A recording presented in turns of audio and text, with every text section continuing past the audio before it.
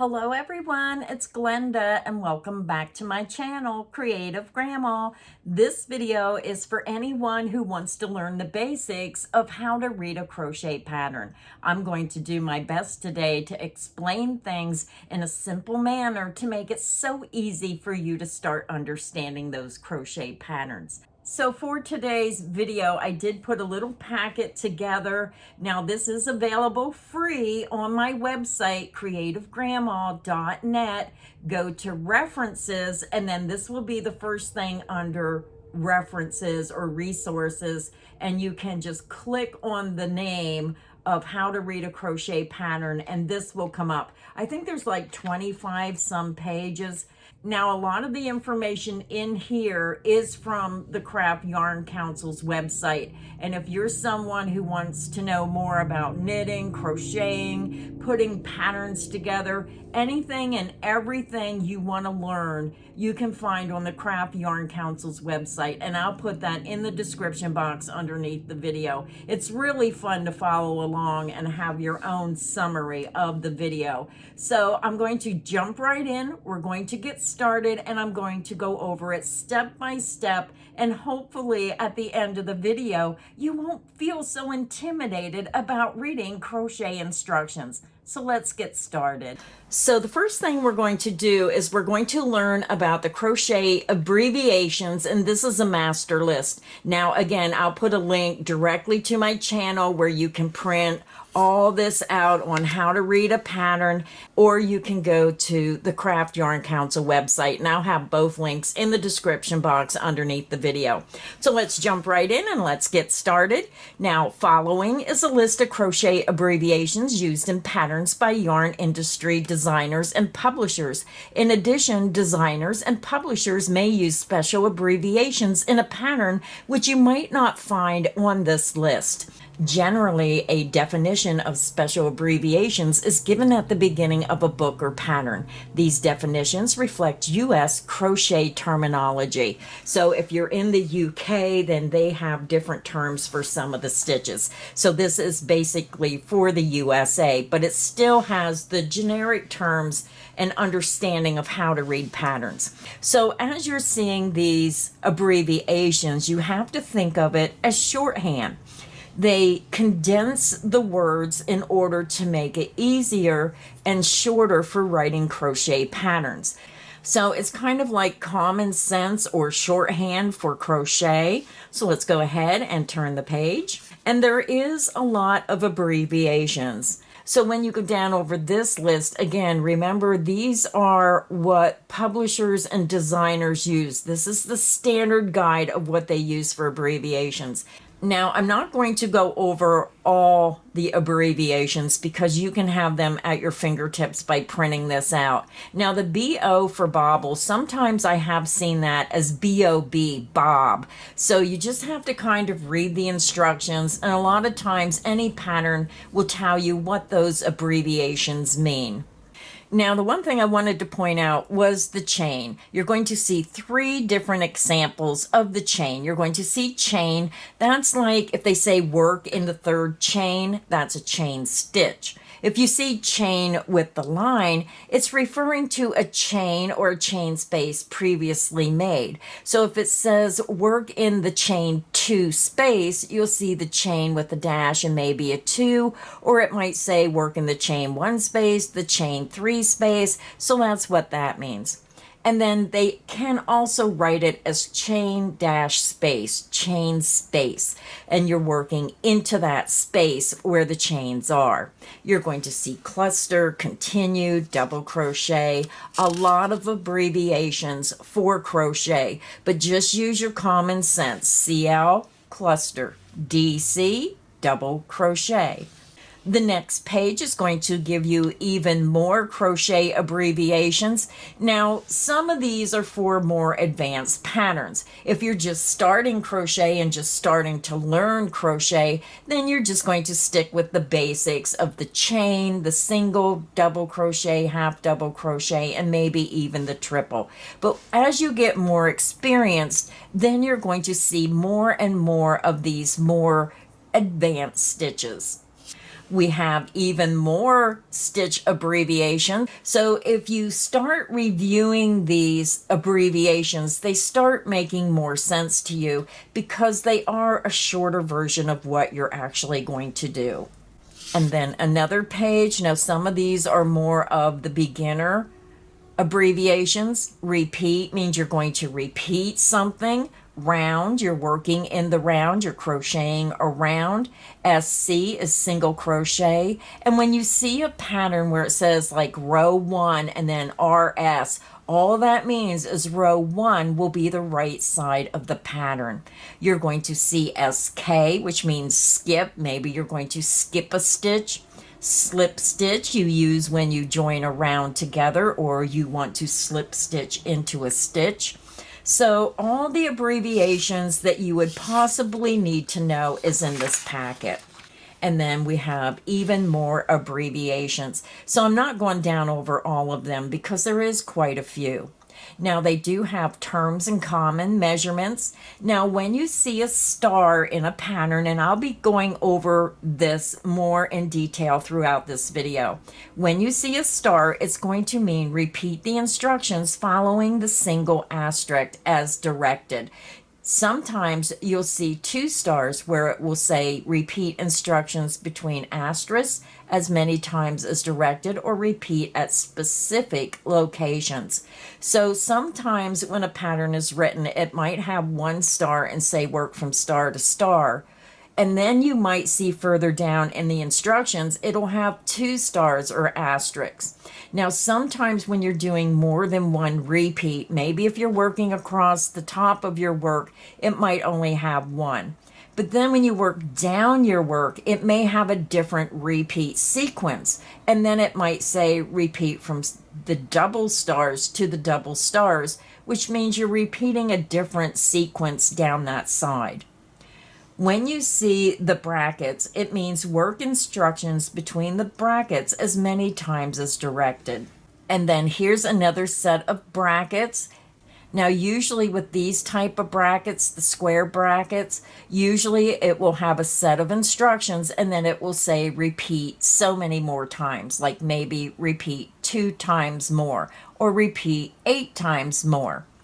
Then when you see this bracket, usually this is used when you're putting more than 1 stitch in a stitch. It may say 2 double crochet and a picot stitch in the next stitch. So everything in this bracket you will put where it tells you to put it. And again, I'll go into more detail about these terms. I just want to go over them briefly. Then you're going to have measurement descriptions. You're going to have 2 marks or in for inch. cm will mean centimeters. G means gram. This is what they use in determining how many grams is in a skein of yarn. M is meters, also referring to how much yarn is in a skein.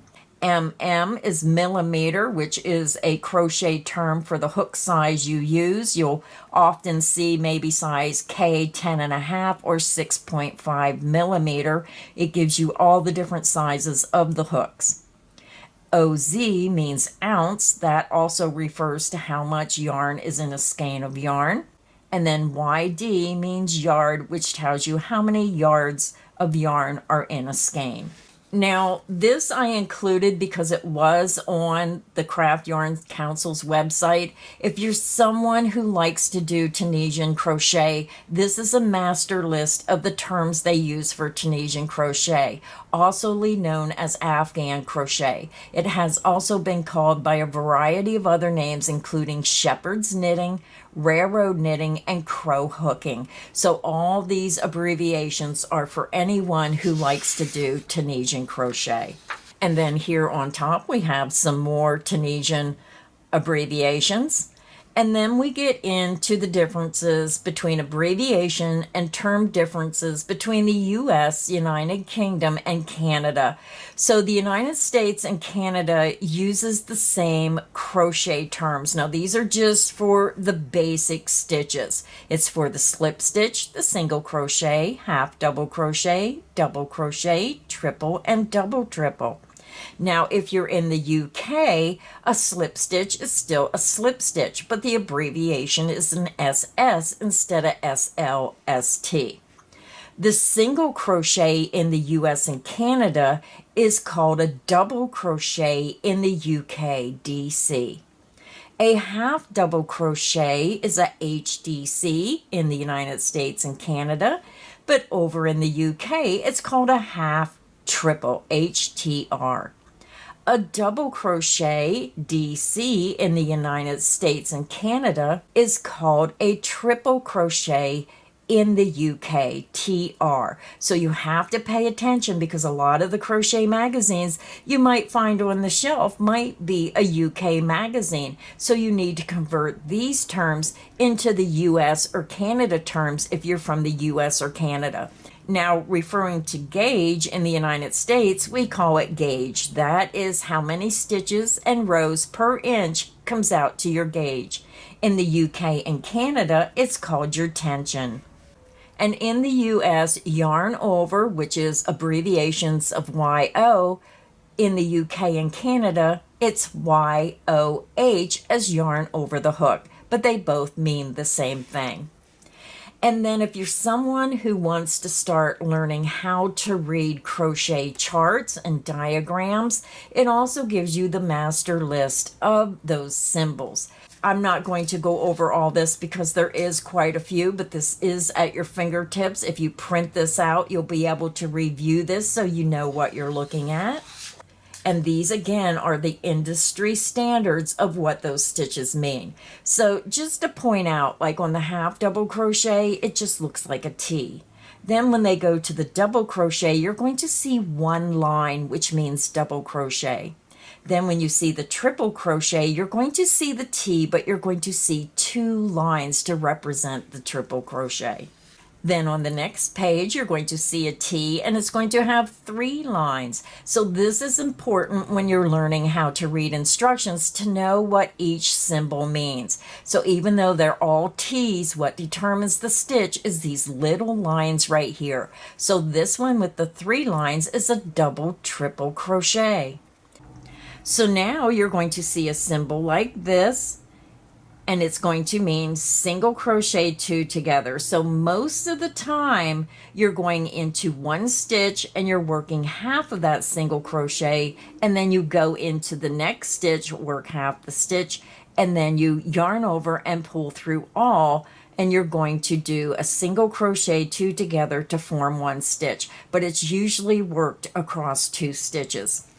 Then the next symbol is 3 single crochet together. And again, usually this is worked across 3 stitches. You're going to have 3 stitches. So you work half that stitch in the first stitch, then a second single crochet into the next stitch, only working half that stitch, and then the third single crochet into the next stitch, only working half the stitch, and then you're going to yarn over, pull through all 3 stitches and making 1 stitch. But again, when you see these like this, it usually means you're working in more than 1 stitch. Then you're going to get down to the double crochet 2 together, and again you're working half that stitch in 1 stitch and half that stitch into the next stitch, and then you yarn over, pull those 2 stitches together to make 1 stitch. Same thing applies to this symbol. You're going to double crochet 3 together, but you're going to do it across 3 stitches. So you're working that stitch halfway in 1 stitch, halfway in the second stitch, and then another third double crochet, making it halfway, leaving the last loop on the hook, and then you yarn over, pull all 3 of those stitches together to make 1 stitch. So now the next symbol, you're going to see a T and then 2 curved on each side of that center line. So what is the difference between double crochet 3 together and 3 double crochet cluster? Well, the difference is this one, you're going to be working each one of those stitches in a different stitch. So the first stitch, the second stitch, and the third stitch, then pull it together to form 1 stitch. This symbol, you're working all 3 double crochet, leaving the last loop of each stitch on the hook, but you're working all 3 stitches into just 1 stitch. and then you're going to yarn over and turn these 3 stitches into 1 stitch. So that's the difference between the two. This one is worked across 3 stitches, and this one is worked in just 1 stitch. The same applies to the 3 half double crochet cluster, puff stitch, or bobble. You're working 3 half double crochets into the same stitch. Now this one, you don't see any of these lines. That's why it's important to learn what these lines mean on that T. This one is showing you how to make a 5 double crochet popcorn. And in a lot of stitch patterns, they may say popcorn, but they may have different amounts of stitches for that popcorn. You may see a 3-stitch popcorn, a 4-stitch popcorn, or a 5-stitch popcorn. But all the stitches are worked in just the same space or stitch. And then this is different than a puff stitch, because this one you're going to pull up a loop, bring your hook over to the first stitch, insert into the first stitch, then insert into the pulled loop, and then pull it through that first stitch, and it creates a more puffier stitch for the popcorn stitch. So the next symbol is for 5 double crochet shell. Now when you see all 5 stitches like this, it's usually made in 1 stitch or space. So always remember that when you're seeing these all come down. That is 5 double crochet all made in the same stitch or space. The next symbol is for a chain 3 picot stitch. So you're going to chain 3 and then slip stitch in the top of the stitch, or whatever the instructions tell you to put that picot stitch. This symbol is for a front post double crochet. So with this little partial circle down here, what it's telling you is you're going to wrap your stitch either around the front post or the back post of this stitch. Now this is for the front post, so this means you're going to insert your hook into the front on the right side of the stitch, take your hook behind the stitch, and then bring it back out through the front, and you're just wrapping your hook and the stitch around the post of that stitch. This symbol is going in the opposite direction, and this is for the back post double crochet. This is where you're going to take your hook from the back of your work out through the front, and then from the front to the back to work your stitch around the back of the post of the stitch, going from back to front, front to back. This symbol here is telling you to work in the back loops only. This symbol is telling you to work in the front loop only. So you just have to know what the symbols mean. If you print this information out and you keep it with the instructions you want to learn, it will really help you understand more. Now we're going to get started. With the abbreviation terms at hand, let's learn how to read a pattern. A pattern may be worked in rows, that is back and forth to form a flat piece such as an afghan, or in rounds worked around to form a tube with no seams such as a hat. Whatever way the pattern is to be worked, the very first thing you must do is make a slip knot on your hook or to attach your yarn to your hook. Does the pattern tell you this? No, it never tells you that. It just assumes that you know that. So I'll go over that as well in the pattern. Now, everyone has their own special way of joining their yarn to their hook. So it's all up to you of how you want to do that. Several different ways that you can do that. So now we're going to talk about understanding patterns. Now, when you're looking at crochet patterns, you will notice there are 2 different kinds of patterns. And sometimes you don't think about that. There are crochet stitch patterns that are different than crochet project patterns. So I'll be giving you an example of that after I read this information. Crochet stitch patterns will be less information. Stitch patterns will start by giving you a stitch multiple for the pattern. In some cases, it might be a single number or a number that says stitch multiple of 3 plus 2, or it may say chain an even number or chain an odd number of stitches. Let's look at some samples. If the pattern states to chain an even number of stitches, that just means you're going to make a chain in the width you want, ending with an even number. So you're going to chain maybe 2, 4, 6, 8, 50, 52, 54, 56, as long as it's an even number. If the pattern states to chain an odd number of stitches, then you would need to chain a width you want ending with an odd number. 1, 3, 5, 7, 9, 51, 53, 55, 57, as long as it's an odd number. If the pattern states to chain a stitch multiple of 5 plus 2, then you would chain in a multiples of 5 to your desired width and then add 2 more chains. Example, 5 times 20, you would get 100 chains. And then it's telling you to add 2 more chains. So you may get the width you want first. After you get it to the width you want of 100 chains, then you add 2 more chains for a total of 102 chains. Now again, this could be like 5 times 2 for 10, and then you add 2 for 12. 5 times 4 is 20, plus 2 is 22. So that is how you determine the stitch multiple. So crochet stitch patterns are different than crochet project patterns, as the crochet stitch pattern usually consists of the stitch multiple and the instructions to make the stitch pattern, but it does not make a project. Stitch patterns consist of written instructions. Some stitch patterns may only use diagrams, and some stitch patterns use both written instructions and diagrams. So let's take a look at the difference. Now this is just an old crochet book I have. This is from way back in 1970. But what you'll notice in this stitch book, it just says make a foundation chain. Now most updated versions of crochet books list the actual stitch multiple.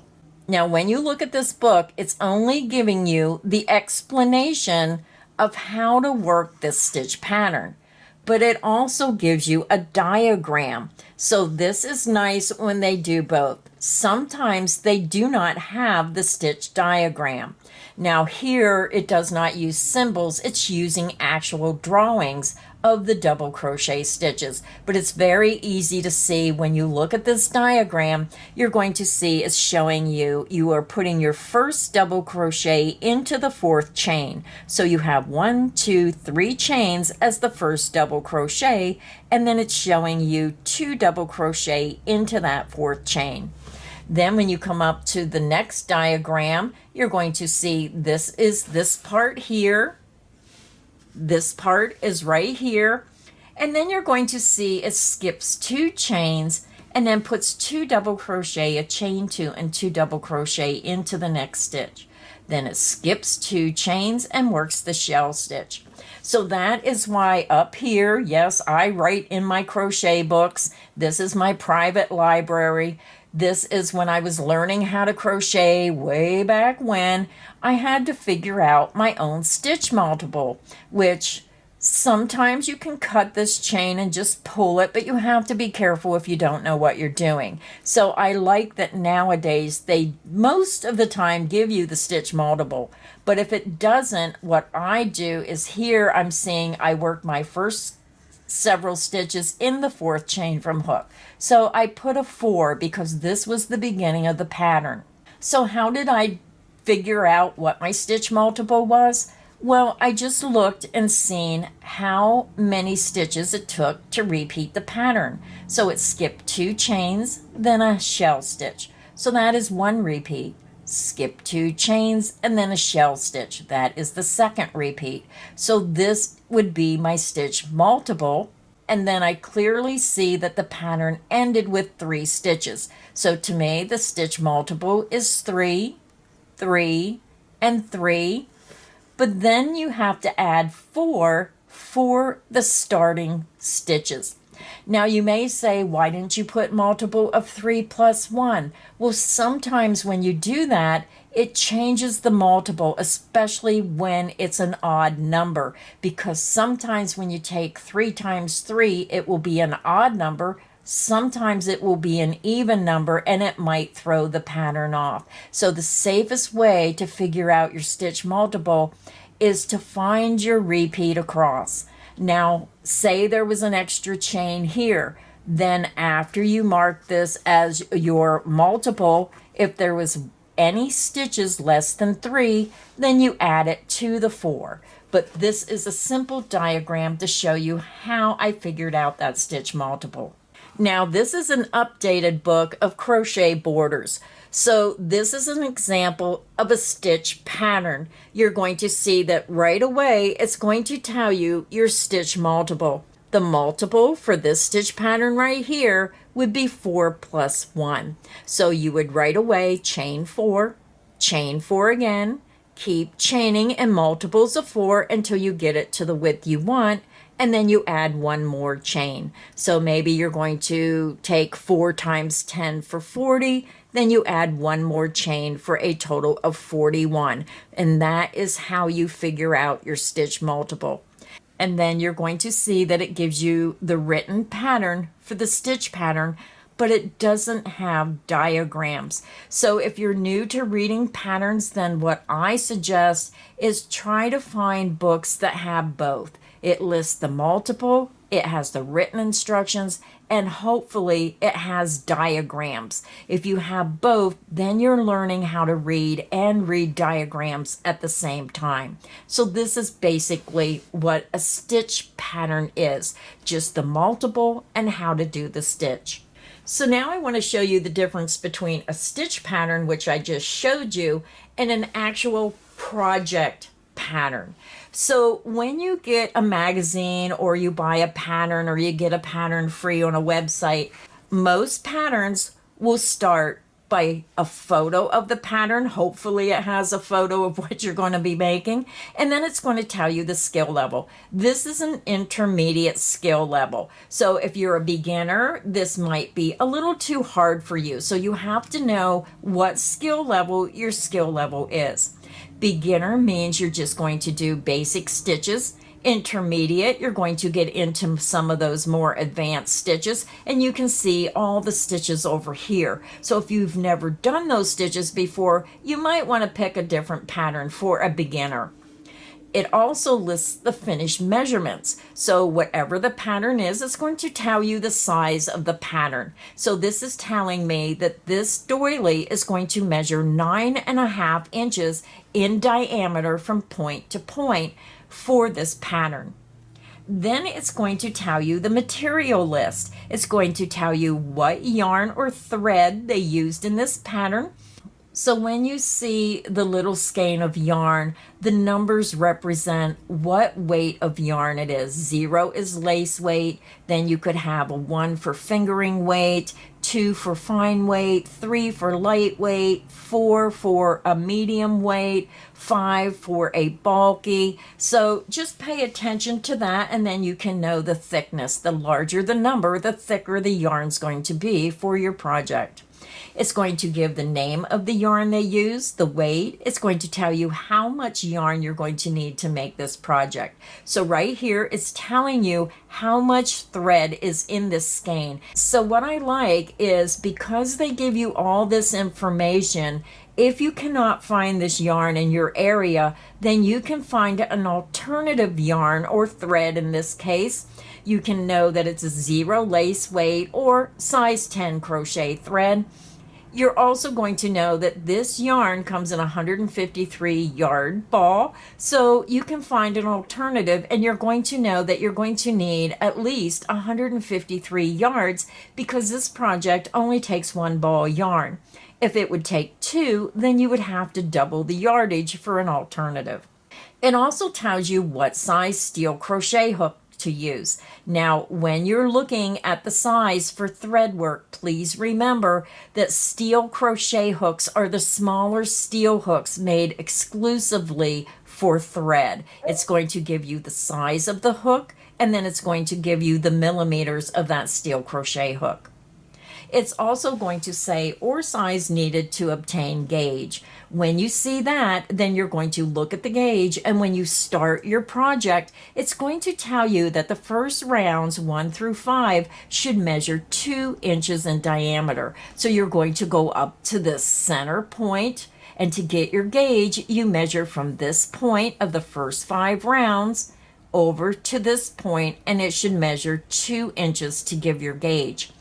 And if it does not measure 2 inches, then you need to adjust your hook size. So if it's smaller than 2 inches, then you need to bump your hook size up. If it's larger than 2 inches, then you need to bump your hook size down. Then some patterns will also give you pattern notes. It's going to tell you to weave in your ends as you progress through your work.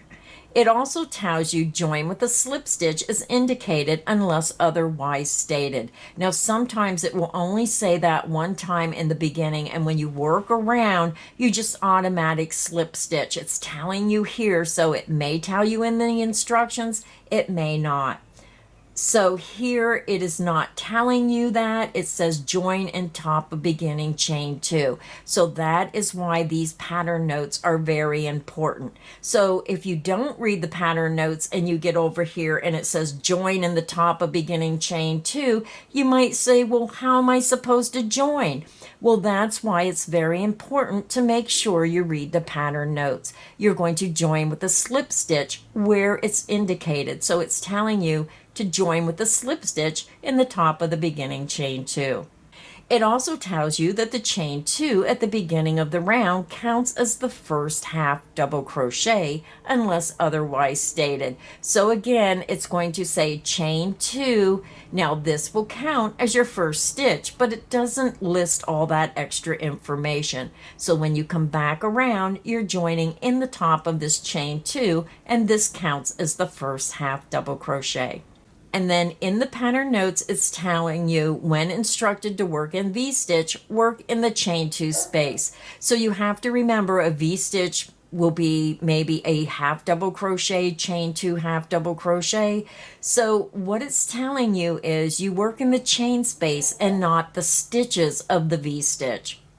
Now it also has a section for special stitches. Now some patterns list this when you do special stitches. It's telling you quite a few special stitches for this. It's having a beginning puff stitch, which is worked differently because that first stitch is made with a chain stitch. Then it's going to tell you how to make the regular puff stitch, the V-stitch, beginning front post double crochet, front post double crochet, decrease. So all the special stitches are listed, and I'm not going over them because we're just learning about how a pattern is put together. Then it's going to get into the actual body of the pattern where you're going to actually start the pattern. So this is telling us we're making a doily and we're starting round 1. So it's telling us to use our icy pink, chain 7, but what it did not tell you is how to join your yarn to your hook. So you have to figure out what is the best method you prefer. Now I use a double knot. Some people use a slip knot. It's all up to you of how you join your yarn to your hook. But you always have to have your yarn attached to your hook before you begin. So this is just telling you with the icy pink, then you would join your icy pink to your hook and start your pattern. It lists all the instructions. It tells you how to finish your project. And what I like is in this magazine, it's showing you the diagram of what you're doing. It's giving you that stitch key that I showed you in the beginning of this video of all those industry standards of what the stitches mean. So when you're looking at the diagram, you just have to look here. This T here, go over, that's a half double crochet. This T up here has a line through it, so that is a double crochet. And then this symbol here, just come over, that is your puff stitch. So very easy to learn how to read a diagram. So when you're working this pattern, when you're reading the written instructions and you have a problem, I love it when these diagrams are here. So maybe you just worked all these double crochets in this chain 3 space. And then you think, well, I'm not sure where my next stitch is supposed to go. So if you come to the diagram, you'll notice that you work these stitches in the chain 3 space, but you're going to skip 2 puff stitches and you're going to make your puff stitch, chain 2 puff stitch in this chain 2 space. So it really helps you when you get confused on a pattern by looking at the diagram and kind of following it through to help you know where to put your stitches. So this is what an actual project pattern should look like. So next we're going to talk about parentheses, asterisks, and brackets. In addition to using lots of abbreviations and terms, crochet patterns use several symbols to tell you what to do. Crochet patterns often have a series of steps that are repeated several times across a row. Rather than writing these out time after time, asterisks, or stars is what I call them, are used to indicate the repeats. A pattern might read like this. So let's start here. It's going to say double crochet in the next 2 stitches. So the first thing I'm going to do is I'm going to double crochet in each of the next 2 stitches.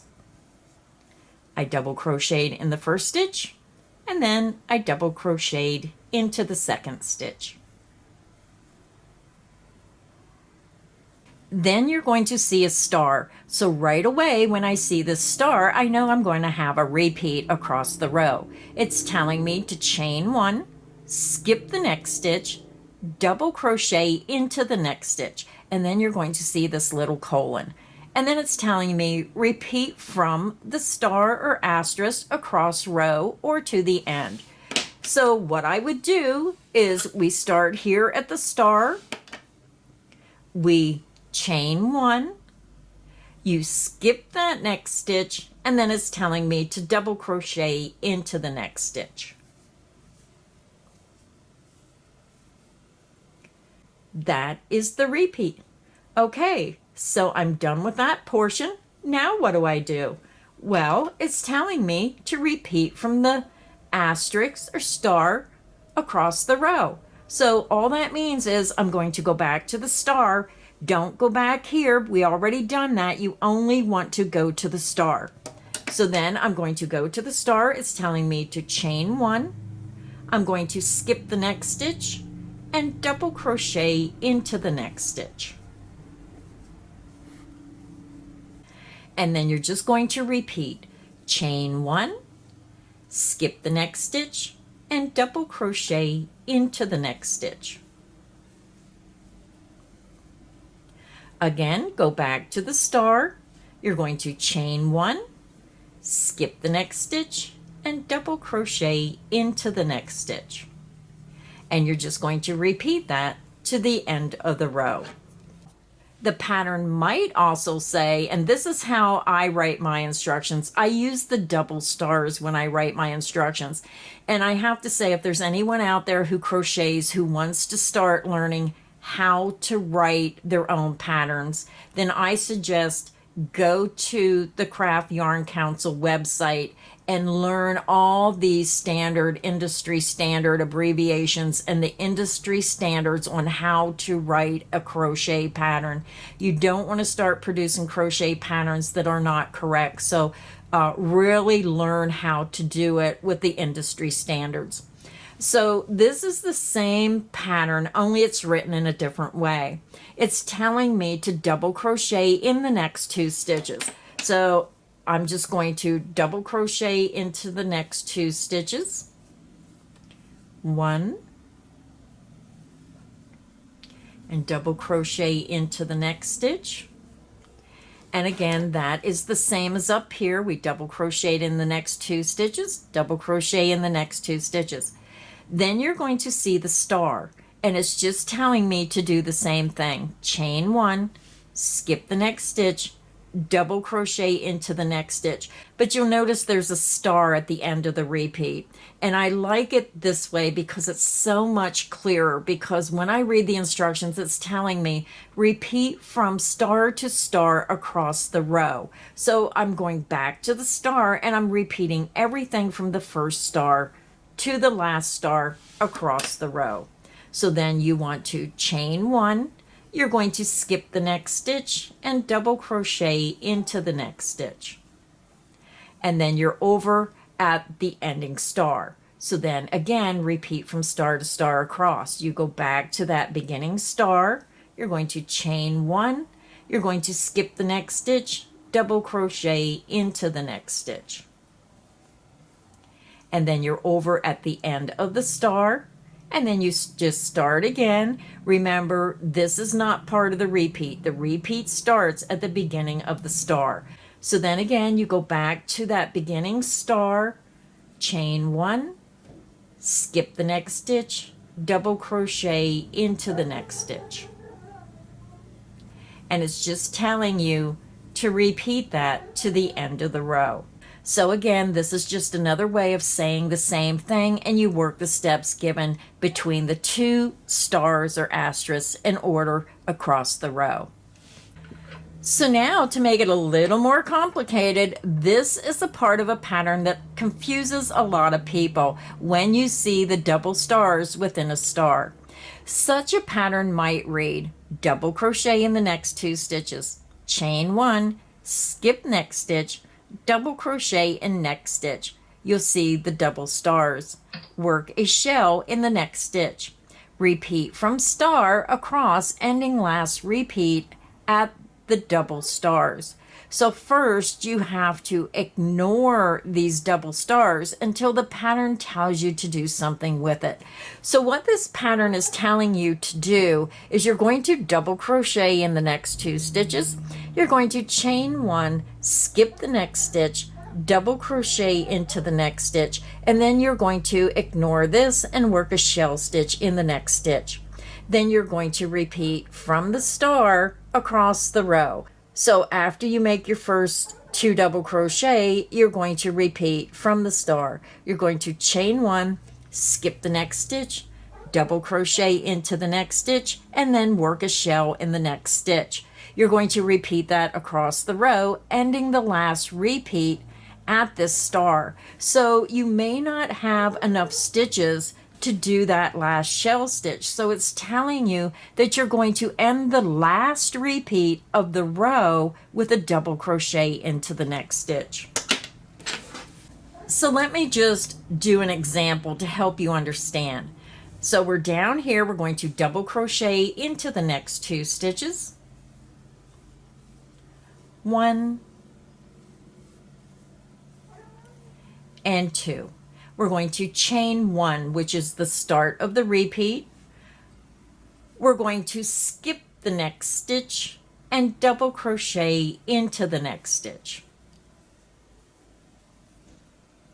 Then it's telling me to work a shell in the next stitch. So I'm just going to work 2 double crochet, 1, 2, I'm going to chain 2 and then work 2 double crochet back into that chain. Now this pattern is not telling me how to make the shell stitch, so this is the shell stitch that I'm making. This is just an example of a shell stitch. So once I make my shell stitch, that's the end of the repeat, because you want to repeat from the star all the way over to the word repeat. So now we're going to repeat from the star again. We're going to chain 1. We're going to skip this next stitch and we're going to double crochet into this next stitch. Then we're going to work a shell stitch. So again, I'm just working 2 double crochet into the next stitch. 1 and 2, chain 2, and then 2 double crochet back into that same stitch. That is my shell stitch. Now usually if this was an actual written pattern, it would tell you whether the shell stitch was 2 double crochet, chain 2, 2 double crochet, or maybe just 5 double crochet.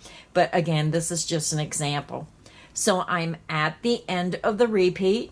So then I'm going to do the repeat again. Now I have too many stitches, but I'm going to show you what that means. So now I'm going to do the repeat again. I'm going to chain 1. I'm going to skip the next stitch, and I'm going to double crochet into the next stitch. So say this is the end of my row. So there's no more stitches. So that is why the double stars or asterisks are there, is because when you get to the end of the row, you're going to end that row with a double crochet instead of the shell stitch. So that is why patterns are written this way, because sometimes when you're working on a pattern, you may not need the full repeat all the way across. So this is one part of instructions that a lot of people really have trouble with. So I hope I explain that so you can understand it. So now we're going to talk about brackets. Brackets, you're going to see right here, the square brackets also are used to tell how many times to work a certain step. So it's kind of like a repeat, only it's a certain sequence that you do a certain amount of times across your work. So the number immediately follows the brackets, tells you how many times to do the step. So for example, for row 7, this is pretending you're reading a pattern. It's telling me I'm going to double crochet in each of the first 3 double crochet stitches. Then I'm going to chain 1. When you see the brackets, you know that you're going to do whatever is inside these brackets a certain number of times. So it's telling me skip the next double crochet, shell in the next double crochet. But it's telling me to repeat this 4 times. So whatever is in a bracket and it's telling you what to do, you're going to do it however many times it says. This could be a 2, it could be a 10, it could be any number. But whatever this number is, you're going to repeat just what is inside the brackets, nothing else. You do not go back here, you only repeat what's inside the brackets. So you would do this 4 times. Then you would continue on your pattern by chaining 1 and double crochet in the next 3 double crochet. Parentheses are sometimes used in the same way. Parentheses are used to indicate a group of stitches that are to be worked together into a stitch, such as in the next double crochet, 2 double crochet, chain 3, 2 double crochet.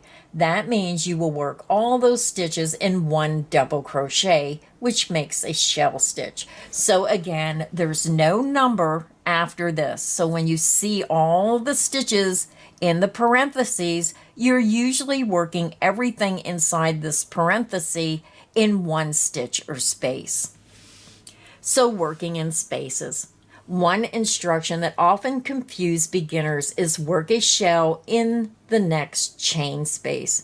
A chain space occurs when you work a chain stitch, then skip a stitch, then work into the next stitch.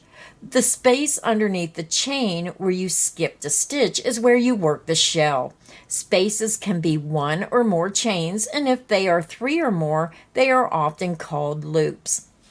So say for instance, here is my chain space in the middle of my shell stitch. So if it tells me to work a shell in the chain 2 space of the next shell, I'm looking for my chain space. So you're going to see the 2 chain spaces, and I'm just going to work a shell stitch. You go underneath that chain space, and I'm just working my shell stitch right in that chain 2 space.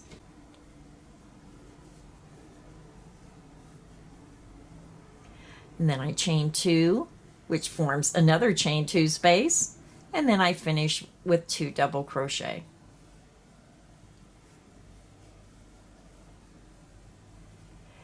And then if it tells me to work a shell in the next chain 2 space, then I'm looking at my stitches. These are all double crochet stitches, and here's my next chain 2 space. So then I would just work whatever it tells me in this chain 2 space. So that's what the chain space means when you're reading a pattern. So now let's talk about working in the round. Many crochet projects include working in the round, such as granny squares. Instructions may read chain 5, join with a slip stitch to form a ring.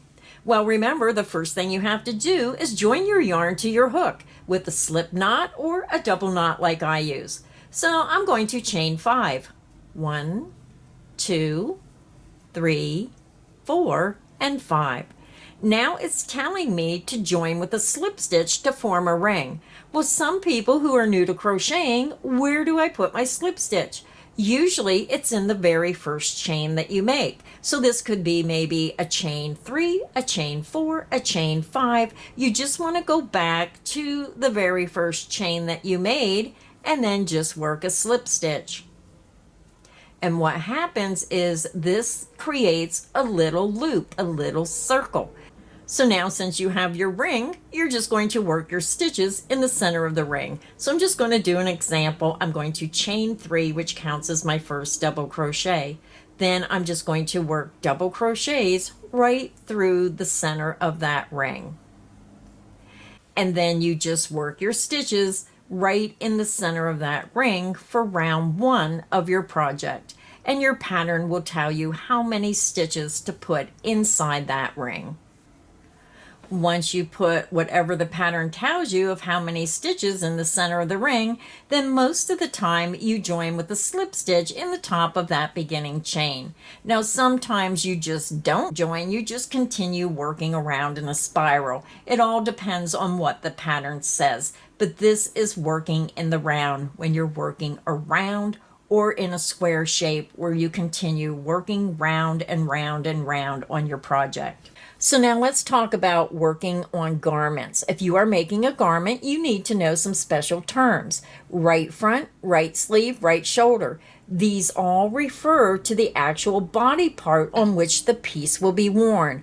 The right arm, etc. The same applies to the left front, left sleeve, left shoulder. The right side, wrong side. You may be told to hold your work with the right side or wrong side of the piece facing you. The right side of a garment is the side that you will be seen when it is worn. Right hand or left hand corner. You may be asked to join yarn in a specific corner, and this is especially true when you do borders. They may say start in the top right hand corner, maybe in the top left hand corner. This means the corner of the piece nearest your right or left hand. At the same time, this is used when you are asked to work 2 different steps, perhaps shaping at the armholes and at the neck at the same time. Work same as left or right piece, reversing shaping. This can be difficult for a beginner. Let's say you have worked a series of decreases on a left shoulder. Instead of telling you exactly how to do this for the right shoulder, the pattern may just tell you to work same as left shoulder, reversing shaping. That means you have to figure out what to do. It will be easier if you take pen and paper and sketch out what you did the first time, then do this in reverse for other pieces. Now, my suggestion, if you're a beginner crocheter, stick to maybe simple rectangle shapes for beginner garments to start learning how to do garments. Then as your skill advances, you can get into the more advanced skill levels. Then we get into the project skill levels. Many crochet and knit projects will include symbols to assist people in determining the techniques that might be included in pattern instructions. A beginner skill level, these are projects that are for first-time crocheters and use basic stitches with little or no shaping. Beginner projects combine basic stitches and short pattern sequences and may require identifying back and front loops of stitches, the back of chains, and the right and wrong side of work. Skills include simple increases and decreases for each basic stitch, as well as skipping stitches, working multiple stitches in one stitch, and simple color changes. So if you're a very new beginner crocheter, I would say stick to beginner patterns so you do not get frustrated. The biggest problem is you want to crochet so bad and you see a pattern you just want to make, but you need to increase your crochet skills before you move on to the next skill level, which is intermediate. These projects incorporate a wide variety of stitch techniques beyond the basics, such as shells, fans, popcorns, clusters, post stitches, basic cables, shaping, and finishing. Intermediate patterns may require the ability to read more advanced stitch pattern charts. Then you get into the advanced skill levels. These projects use a wide variety of stitches and techniques, such as those outlined in other skill categories, such as detailed color work, shaping, construction, and finishing.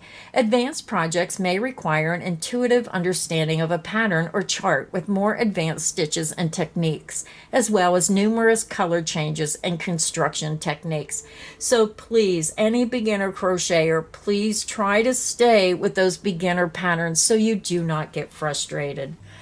So let's talk about finished measurements in a pattern. Finished measurements on a pattern tells you how large a project measures. Usually it gives you the width and the height of a finished project. Measurements for clothing usually include the different sizes included in the pattern. Example, size small, medium, large, extra large, etc.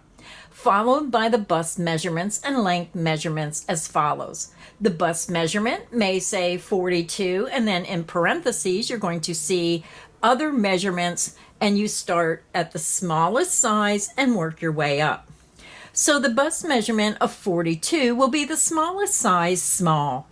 Looking from left to right, 46 inches will be the measurement for the size medium, then 50 will be the large, and 54 will be the extra large, etc. So length measurements in the example here, the length measurement of 26 inches would be for the smallest size, small. Then 26 and a half would be for size medium. 27 is for large, and 27 and a half is for extra large. If the numbers are the same, example 26, 26, 27, and 27, you read the measurements from the left to right and go from the smallest size listed in the pattern to the largest. Example 26 inches would be for both the small and the medium, and 27 inches would be the length for the size large and extra large. So let's go ahead and take an example inside an actual magazine pattern. So when you're looking at the pattern, it's going to tell you the level of difficulty. This is an intermediate skill level.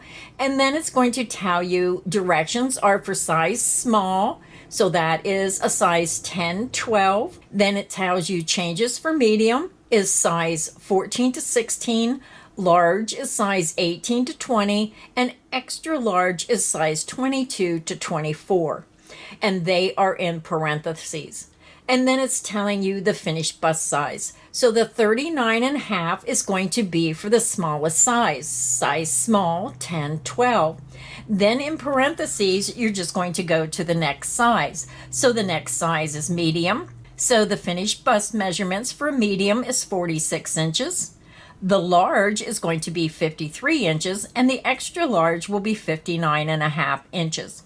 Then it's telling us the back length. So again, you start with the smallest size. So for a size small, the back length is 27 inches. For size medium, it would be 28. For size large, it's 29. And for extra large, it's going to be 30 inches long. Then it also gives us the sleeve length.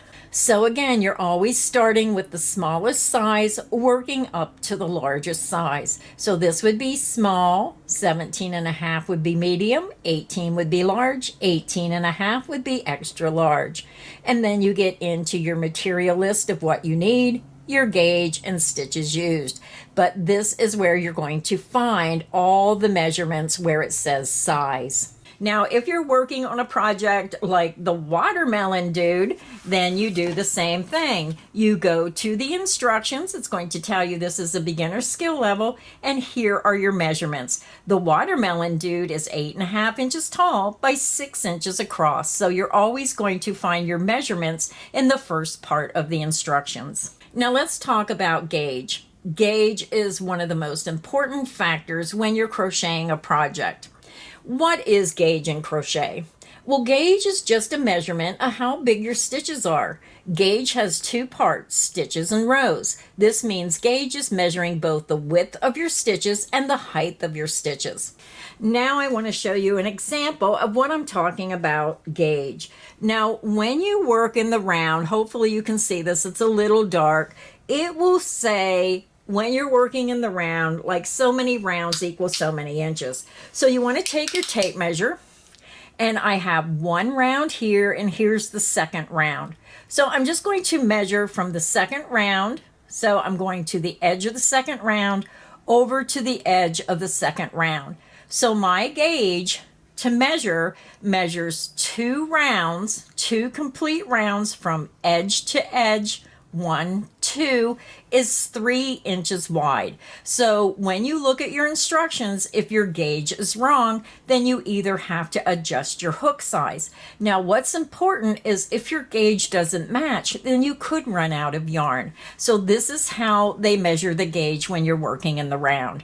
Then if they say the first 3 rounds, then you would put your tape measure at the end of the 3rd round and match it to the end of the 3rd round on the other side. So the first 3 rounds equal 4 inches. Now let's say you're working back and forth. Now I have this folded, so sorry about that. It's really up close to the camera. So when you look at this work, you're going to see from the tip of this V-stitch to this one's like 1 inch.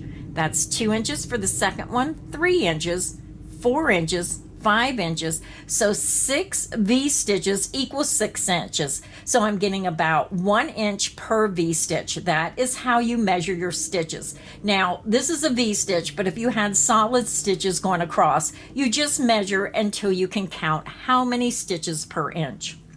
Then the second gauge is where you count your rows. So what I'm going to do is I'm going to start right here at the base of this blue row, and I'm just going to run my tape measure up until I get an even number. So right at 5 inches, now the red comes down a little bit into that V-stitch. But if you count 1, 2, 3, 4, 5, 6, 7, 8, 9 rows equal 5 inches. And that is how you determine your gauge. You look at the instructions. Now this is a completely different pattern, but it's telling me when I measure my gauge working across, I should have 18 stitches will equal 5 inches, and I should have 23 rows going up and down that equal 5 inches. So this is where you see your gauge. When you're making clothing, it is very important to be able to match that gauge. Now, why does gauge matter? Because not all crocheters stitch the same way. Some of us tend to crochet tighter stitches, while others have very loose hands. You cannot guarantee that your crochet technique matches that of the designer. So getting gauge helps you match the designer's pattern without having to make any changes to your crochet style. And this is very important because I know when Cody and I work on a design together, he crochets extremely tight. So I have to drop my hook size down maybe 2 sizes in order to match his gauge. You don't necessarily have to match the gauge as long as you're prepared for the consequences. Now, to me personally, you really need to match that gauge, especially when you're working on crochet clothing. Now, especially with an Afghan, you may not need to really test the gauge, but your blanket may be a lot smaller or it may be a lot larger than you anticipated. Now, if you don't match the gauge, some potential problems include, number 1, your garment or accessory won't fit. And that's what I'm saying. When you're working on garments, it's very important to match that gauge.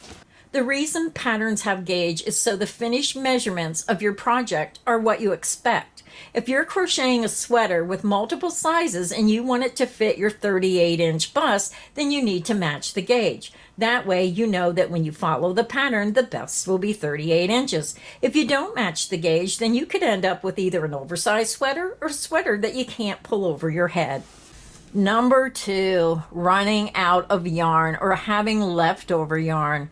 Let's say you buy a crochet kit and you plan to make the largest size, or you buy the exact amount and type of yarn a pattern recommends. Now, if you crochet fewer stitches per inch than the gauge in the pattern, you're going to run out of yarn before they reach the end of the project. And I've seen this with many crocheters always saying, I ran out of yarn. That's why it's important to match that gauge.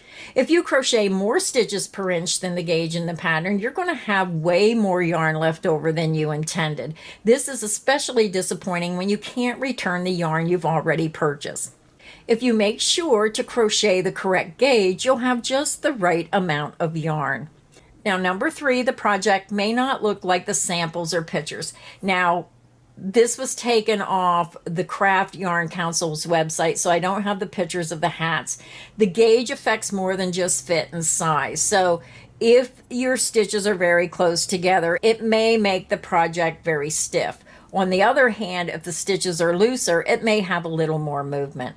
How to get the correct gauge in crochet. So you've decided you want to get the right gauge. Great choice. You have two options. Number one, start the project and measure as you stitch. This option can work for some wearables like mittens or even hats. You can begin the project and either measure the gauge or just test the fit after a few rounds. Just be prepared to rip it out and start over if it doesn't fit. Number two, crochet a gauge swatch. This is the safest option, especially if you're working on a larger project like a garment. Find the gauge measurement in your pattern. The standard gauge is 4x4, but it varies. Chain the number of stitches that the gauge calls for, plus 5 or 6 extra stitches. Using the hook recommended by the pattern, for example, if the gauge is 8 stitches per inch, chain 14 stitches. This gives you a nice big swatch to measure. Crochet using the stitches your pattern suggests until your swatch is 5 or 6 inches tall. To give you a large swatch to measure, then fasten off. Once you have your work in progress or swatch, it's time to measure the gauge. And I already showed you a few minutes ago how to measure your gauge. First, you're going to measure the number of stitches, place your ruler across the center of the swatch horizontally, and count the number of stitches that fit into 4 inches. This is your stitch gauge. Measuring row gauge. Now place the ruler vertically across your swatch and measure the number of rows that fit into 4 inches. This is your row gauge. Now sometimes your stitch gauge may not end on that perfect 4 inches, so you may have to measure a couple extra stitches. If you crocheted the gauge the first time, lucky you can get started with your project. If not, read on for a few ways to get your gauge. Now what to do when your swatch does not match the gauge. Number one, if you have more stitches per 4 inches, then your project will be too small. You'll also have a lot of leftover yarn, which might sound like a good thing at first, but won't be once you try on that too small hat or sweater. Try using a larger crochet hook. This will make each stitch larger and therefore spread it out over the 4 inches. Number two, if you have fewer stitches than 4 inches, then your project will be too large. You might even run out of yarn. To fix this, try using a smaller crochet hook. This will give you more stitches per inch. What if changing hook sizes doesn't work? Don't panic. You can also try different types of hooks. For example, if you were unsuccessful getting gauge with a plastic hook, try with a bamboo hook. Fibers work differently with each type of hook. You might get more grip with a bamboo hook, for example. Just experiment a little to see which one works best. Pattern notes. Some patterns will contain pattern notes which give you more detailed information about the pattern. For example, it might say something like chain 3 at the beginning of each round or row counts as first double crochet, unless otherwise stated, or something like pattern is worked from top down, just extra information regarding the pattern. For example, looking at this Crochet World magazine, you're going to see the fancy flamingo. But in the pattern, you're also going to see a section that says pattern notes. In this section, it's going to give you all that extra information about the pattern. It's going to tell you that the pattern is worked in continuous rounds unless otherwise noted. Mark the first stitch in each round with a stitch marker and move up as work progresses. Fasten off pieces by chaining 1 and pulling the tail through tightly. To change colors in indicated single crochet, work last yarn over the new color. So it's giving you all this information. It will be here, but it may not be in the pattern. So when you're looking at the pattern, you're going to see that it says in round 1, do not join.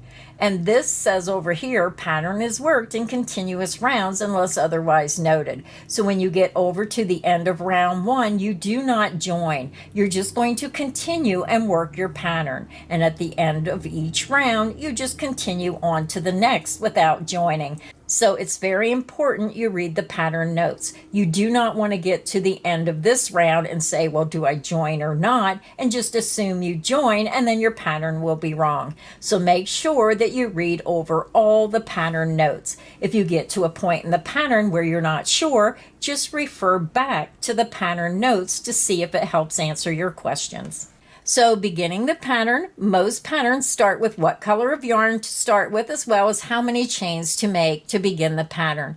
It will also either say row 1 or round 1, which means you will either be working in rows back and forth or in rounds, which means you will be joining your chain and be working your stitches around the chain in a tube-like construction. Now, patterns may have many parts to the pattern, including working the main section of the project and any other pieces you may need to finish the project. So if it is a toy, you may have to make arms or legs or put a border around the project or special finishing touches. Patterns are mostly written in the sequence of what to do from start to finish, and that's very important. I'd always start at the beginning of the pattern and work down through in the order that it tells you. Also, when working a pattern, please be aware when you see a section in the pattern that calls for you to repeat the process more than once. For instance, you may see a pattern for a toy that says legs, make 2. This means you make a total of 2 legs. Follow the pattern for the first leg. Once completed, follow the pattern again to make a second leg.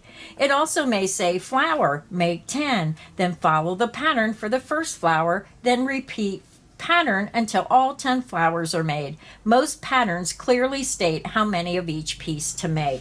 So an example, when you look at the watermelon dude, you're going to see he has 2 legs. So when you look at the pattern, it's going to say leg, make 2. So you would follow how to make the leg. When you're finished, you come back and you make a second leg. So always look under the pieces of the pattern, and if it ever says make 2, make 4, make 6, whatever it says, then you just follow the pattern and then come back and repeat as many times as it tells you here. Now, I also want to remind everyone this video, I used a lot of information, reference material from the Craft Yarn Council website, and you can go directly to their website and you can find out all this information and so much more. I hope this video has been helpful. I hope it helped answer some of the questions you may have as a brand new crocheter, or even if you know how to crochet but you just don't know how to read those crochet instructions. I hope this has helped you. Now remember, if you're someone who crochets and you want to start making your own crochet patterns, I would suggest going directly to craftyarncouncil.com's website. Get all this information so you can follow the standard abbreviations and the standard crochet terms for writing patterns. Really learn this before you start writing patterns so you're following the industry standards. So thank you everybody for stopping by today. If you enjoyed this video, please make sure you like, make sure you subscribe so you don't miss any of the crochet fun here on Creative Grandma's channel. So until next time, stay inspired and happy crocheting. Bye everyone.